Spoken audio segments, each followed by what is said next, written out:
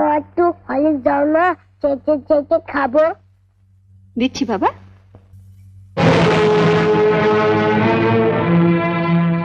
আবারও আইনি জটিলতায় জড়ালেন টালিউড অভিনেতা সোহম চক্রবর্তী। লক্ষ লক্ষ টাকার প্রতারণা এবং এক ব্যবসায়ীকে প্রাণনাশের হুমকি দেওয়ার অভিযোগে তার বিরুদ্ধে কলকাতার চারু মার্কেট থানায় অভিযোগ দায়ের করা হয়েছে।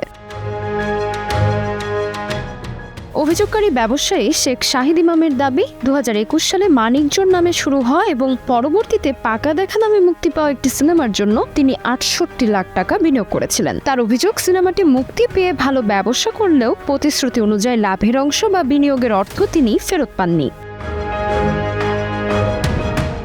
শাহিদ ইমাম আরও দাবি করেন, পাওনা টাকা চাইতে গেলে সোহম চক্রবর্তীর সহকারী অর্ঘ্য চট্টোপাধ্যায় তাকে প্রাণনাশের হুমকি দেন। এমনকি সে সময় সোহম বিধায়ক থাকায় তার প্রভাব খাটানোরও হুমকি দেওয়া হয় বলে অভিযোগ করেন তিনি। পরে সোহমের সঙ্গে সরাসরি দেখা হলেও অভিনেতা টাকা ফেরত দিতে অস্বীকৃতি জানায় বলেও দাবি করেছেন ওই ব্যবসায়ী।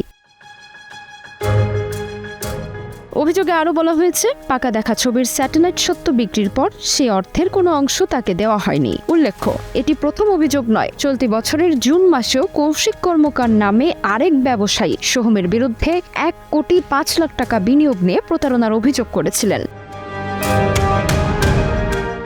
ব্যবসায়ীর দাবি, সিনেমা নির্মাণের কথা বলে টাকা নেওয়া হলেও পরে ছবিটি আর তৈরি হয়নি এবং অর্থ ফেরত দেওয়া হয়নি। পাশাপাশি হুমকির অভিযোগও তোলা হয়েছিল। তবে এসব অভিযোগের বিষয়ে সোহম চক্রবর্তীর আনুষ্ঠানিক বক্তব্য এখনও প্রকাশ্যে আসেনি। অভিযোগের সত্যতা তদন্ত করে দেখছে পুলিশ।